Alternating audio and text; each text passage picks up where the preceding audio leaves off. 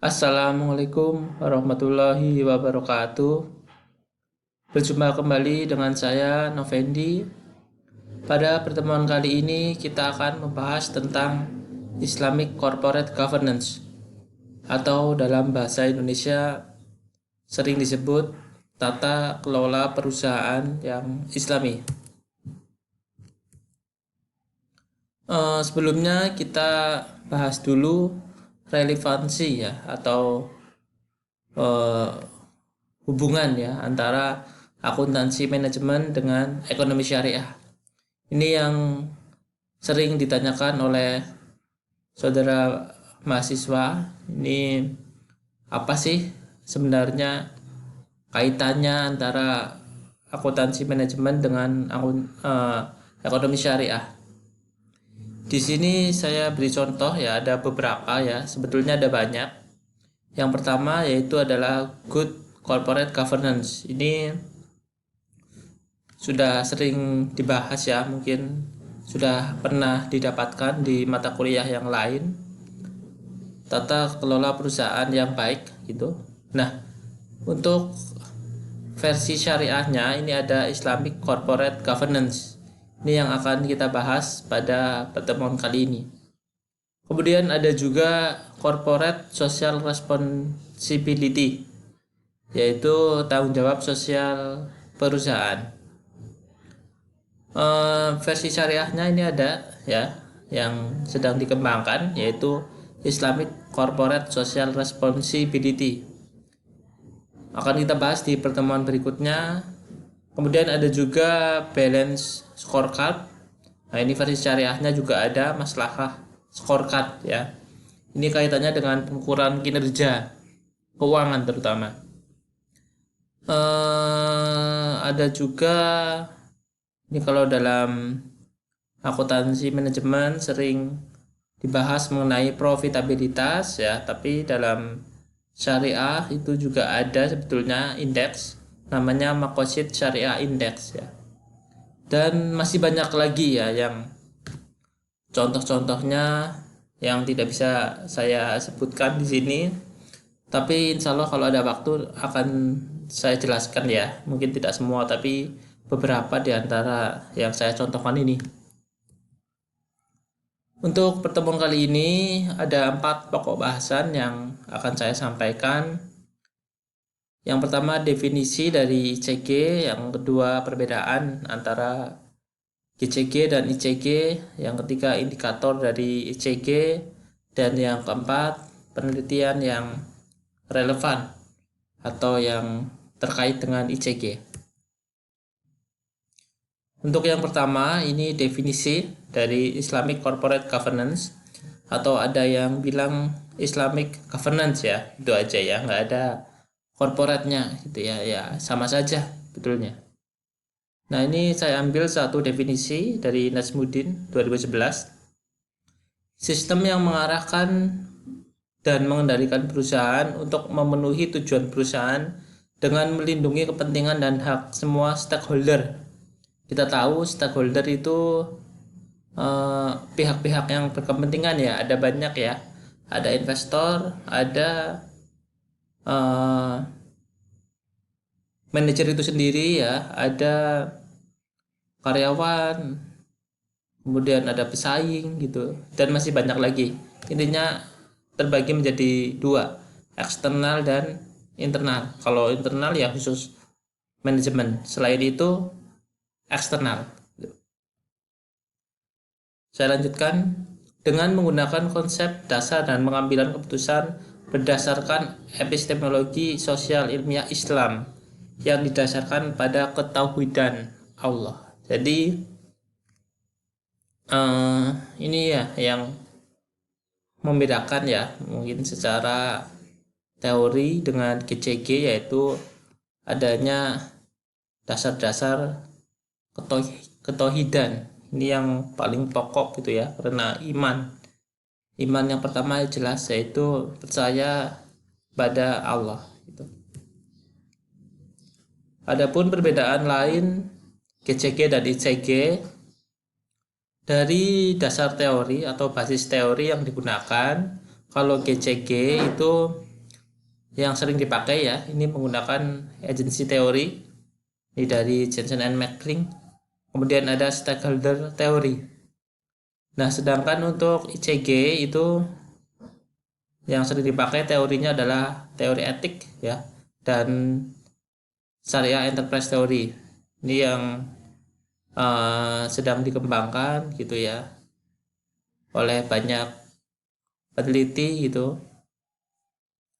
yaitu syariah enterprise teori. Ini bisa kamu pakai dalam skripsi nanti, yaitu sebagai basis teori ya, atau grand teori itu ya, teori besar. Kemudian perbedaan berikutnya, kalau GCG itu strukturnya ada RUPS, rapat umum pemegang saham, kemudian ada dewan komisaris, dewan direksi. Nah, untuk ICG ini ada tambahan, yaitu DPS, Dewan Pengawas Syariah. Kemudian untuk tujuan dari GCG, maaf ini kebalik ya, harusnya GCG ini yang bawah ini. Untuk kepentingan shareholder atau stakeholder ya, pemegang saham. Nah, untuk ICG tujuannya ya tujuan syariah ya, makosid syariah. Kemudian perbedaan lain yaitu GCG prinsip yang digunakan saya singkat dengan tarif gitu ya. Transparansi, accountability, responsibility, independensi, dan fairness. Ya, mungkin udah pernah kamu dengar dan paham pasti ya. Tidak perlu saya jelaskan. Nah, untuk ICG sendiri prinsipnya ini saya singkat menjadi STAF ya, biar mudah diingat. Yaitu S-nya sidik ya, jujur atau benar, T-nya tablik ya, menyampaikan ya, A-nya amanah, dan F-nya patonah. Itu. Nah, untuk berikutnya indikator dalam ICG ini adalah variabel-variabel yang bisa kalian gunakan nanti untuk penelitian gitu ya, terutama penelitian kuantitatif gitu ya, karena semua indikator ini bisa diukur dengan angka. Yaitu yang pertama ada jumlah direksi, komisaris, dan DPS. Nah, ini hanya melihat jumlahnya saja gitu. Nanti bisa diteliti nih apa besar kecilnya gitu ya. Jadi apakah semakin banyak dewan direksi atau dewan komisaris, apakah semakin baik atau semakin buruk gitu. Itu nanti saya tidak bisa menjustifikasi, tapi harus berupa hasil dari penelitian gitu. Kemudian proporsi anggota independen. Nah, dari misalkan komisaris itu ada berapa sih yang independen? Independen itu maksudnya dari pihak luar ya. Yang berikutnya adalah tingkat reputasi. Ada juga tentang tingkat kehadiran dalam rapat ya, atau meeting. Ini juga penting ya. Kadang-kadang komisarisnya itu seseorang yang mungkin sudah bereputasi tinggi, tapi ternyata ketika meeting tidak pernah hadir. Nah, ya untuk apa gitu, karena sumbangsihnya nggak ada. Itu patut diteliti ya nanti. Kemudian kontribusi dari peserta meeting ya, misalkan yang ikut meeting banyak, nah, tapi yang berkontribusi ya, atau yang ikut menyumbang suara misalkan itu nggak ada ya, misalkan hanya ada satu suara, yang lain oke gitu aja. Nah, itu juga nggak sehat gitu ya, nggak baik. Kemudian remunerasi. Selanjutnya adalah kepemilikan saham oleh direksi, komisaris, dan DPS, atau sering disebut dengan kepemilikan manajerial. Ini juga sering digunakan dalam penelitian-penelitian. Kemudian persentase anggota keluarga dalam jajaran direksi, komisaris, dan DPS. Ya, ini juga patut untuk diteliti, ini layak ya, karena semakin banyak anggota keluarga dalam jajaran, apakah semakin baik atau semakin buruk, Ya nanti berdasarkan hasil penelitian ya, saya tidak bisa menyimpulkan. Kemudian presentasi kepemilikan institusi. Ya misalkan suatu perusahaan dimiliki oleh perusahaan lain. Nah itu juga eh, apakah baik atau tidak terhadap perusahaan. Nah itu juga perlu diteliti. Kemudian masa kerja, usia, dan jenjang pendidikan, dan jenis pendidikan dan pelatihan, pengalaman internasional, rangkap jabatan. Nah ini juga sering terjadi, satu orang itu merangkap dua jabatan sekaligus. Apakah hal itu baik atau tidak? Ya sekali lagi berdasarkan hasil penelitian gitu. Gender, nah ini juga isu yang mungkin sekarang sudah tidak sensitif lagi ya, sudah banyak ya. Kalau dulu mungkin sangat sensitif gitu isu gender, tapi sekarang yang sensitif malah isu-isu agama gitu ya. Selanjutnya adalah kemampuan kerjasama. Nah ini saya beri contoh satu penelitian tentang ICG atau IG ya, Islamic Governance.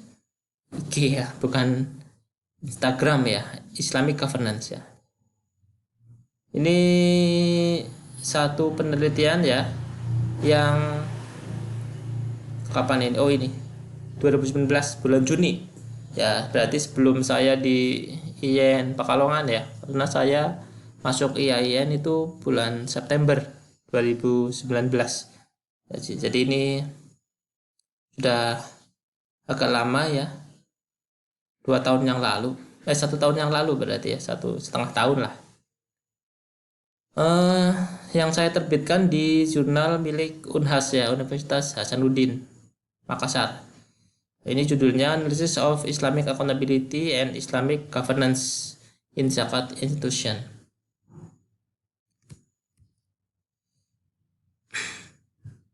Nah ini, oh jadi langsung hasil ya. Jadi hasilnya ada tiga apa namanya, indikator baru ya. Ini indikator yang saya tawarkan sebetulnya. Ini penelitian pustaka ya, bukan penelitian kuantitatif ya. Ini sifatnya kualitatif. Jadi hanya menjabarkan saja. Ini yang pertama adalah jumlah board, jumlah dewan tadi. Apakah eh, bisa nggak sih digunakan sebagai indikator dalam ICG? Nah ini saya tulis di sini ada beberapa dasarnya. Ini dari hadis ya. Nah ini yang pertama ini ya, hadis dari Abu Dawud, Tirmidzi, Imam Ibnu Majah, Ibnu Huzaimah, dan Imam Hakim. Ini bahwasanya amil zakat itu sebenarnya orang yang apa namanya, diibaratkan sebagai tentara, soldair ya, atau orang yang berjihad ya di jalan Allah ya, fisabilillah gitu. Jadi ya ini kalau jihad ya udah jamin surga gitu ya. Ya dengan catatan dia bekerja dengan profesional ya, dengan kompetensinya. Selanjutnya adalah professional on board. Nah, berarti jumlah orang yang profesional dalam dewan itu maksudnya yang sesuai dengan kompetensinya. Misalkan kalau zakat itu kan ya paling dekat ya dengan ekonomi syariah gitu ya. Eh, atau paling tidak ya orang-orang yang benar-benar paham mengenai hukum ekonomi syariah. Ini saya ambil dari hadis riwayat Imam Bukhari ini. Oh, sebelumnya ini dari surat Yusuf ayat 55 ya, bahwasanya eh, oh, nanti bisa dibaca aja ya di Quran ya, terjemahannya atau tafsirnya ya. Kemudian frekuensi of board meeting ya, frekuensi rapat itu apakah baik atau tidak? Ini juga saya banyak tulis dasar-dasarnya ini dari makalah sahabat Ali dan sahabat Ja'far Shodiq gitu ya. Ini untuk contoh laporan GCG, nanti kamu bisa lihat atau saya share aja nanti di WA ya, dari BNI Syariah.